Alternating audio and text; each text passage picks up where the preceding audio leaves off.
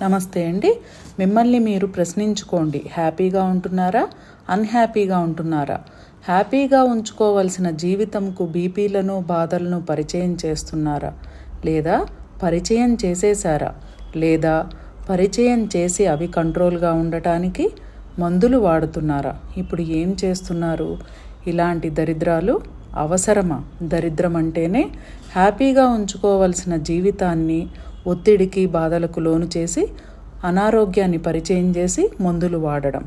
Universal life style drugless treatment centre మనిషి ఆరోగ్యంగా లేకపోవడానికి కారణం మానసికంగా బలంగా లేకపోవడం అని గుర్తించి పంచభూత తత్వం ఆన్లైన్ ప్రోగ్రాము 18/4/2025 నుండి చేస్తున్నాము. నో ఫీజ్ అండి.